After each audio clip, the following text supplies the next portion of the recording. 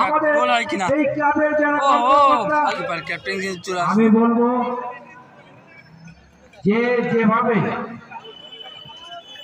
এই ক্লাবের কর্মকর্তারা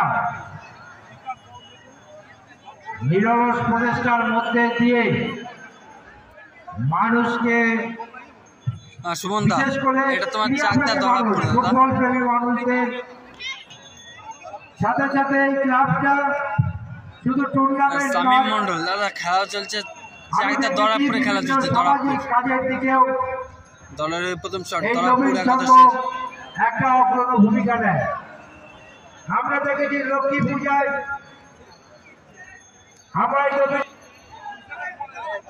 এই এলাকার মানুষের দৃষ্টি আকর্ষণ করে,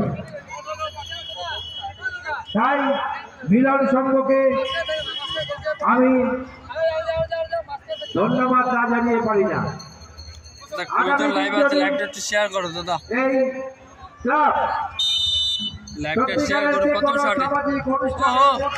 ভালো বুদ্ধিযুক্ত শট করলো, কিন্তু বুদ্ধিযুক্ত শট আমাদের কাছে যায়, আমরা নির্দ্বিধায় তাদেরকে যতটুকু পারবো সাহায্যের হাত বাড়িয়ে দেব।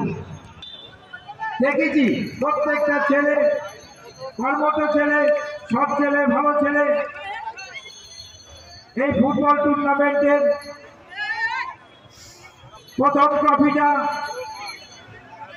আপনারা ইতিমধ্যেই শুনেছেন।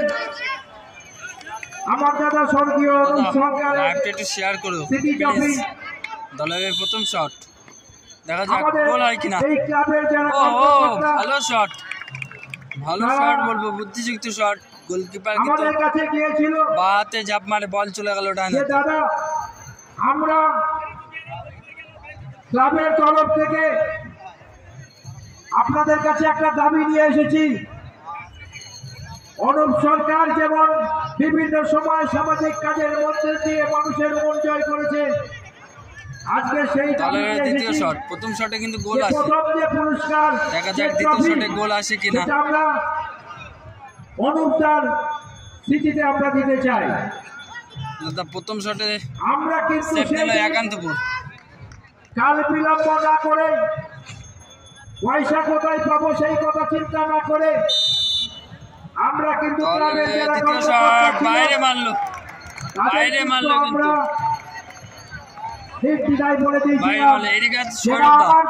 কিন্তু সৌরভদা কিন্তু ভালো ক্রিকেট খেলে, খুব সুন্দর ক্রিকেট খেলে, ব্যাট করে কিন্তু ভালো ব্যাটার এবং উইকেট কিপার। আমরা দেব আজকে এই সিটি ট্রফি দিতে পেরে আমরা সত্যিকারের গর্বিত। আগামী দিন যদি আমার দাদা স্বর্গীয় অনুপ সরকারের নামে কোন অনুষ্ঠান হয় এই এলাকায়, বিশেষ করে এই ক্লাব যদি করে, আমরা নির্দ্বিধায় তাদের কাছে সাহায্যের হাত বাড়িয়ে দেব। এর মধ্যে কোনো কুণ্ঠা, কোনো ইতস্তত থাকবে না। সর্বশেষ শট করলো, লাস্ট এন্ড ফাইনাল শট, দেখা যাক কে আসে। যেন আগামী দিন উত্তরোত্তর বৃদ্ধি পায়, তাদের বিভিন্ন আরম্ভ করে বিভিন্ন গোল করতে হবে, ম্যাচের সমতায় থাকতে হবে, ম্যাচের সমতায় থাকতে হলে এটাকে গোল করতেই হবে। এলাকার দর্শকদের কাছে শ্রদ্ধা ভালোবাসা জানিয়ে সংক্ষিপ্ত বক্তব্য শেষ করলাম। অসংখ্য ধন্যবাদ দাদা প্রবীর কুমার সরকার মহাশয়কে।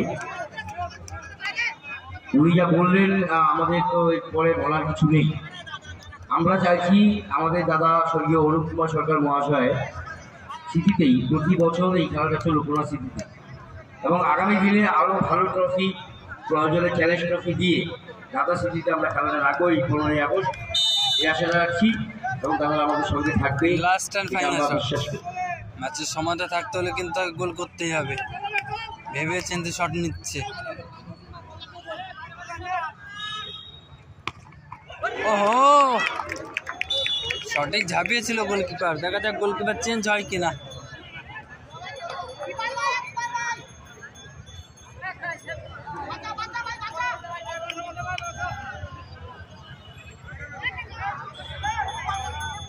আমরা ট্রাইবেকার দেখছি দরাপুর একাদশ ভার্সেস কামদেবপুর একাদশের মধ্যে। আমরা দেখতে পাচ্ছি এর পরবর্তী যে খেলা উভয় টিম মাঠে নেমে গেছে। ট্রাইবেকার শেষে আমরা সরাসরি ওই খেলায় পৌঁছে যাব। এই দেখেন দুটো টিমই মাঠে পৌঁছে গেছে, দুটো টিমই মাঠে পৌঁছে গেছে। লাস্ট এন্ড ফাইনাল শট, ও গোল হয়ে গেল।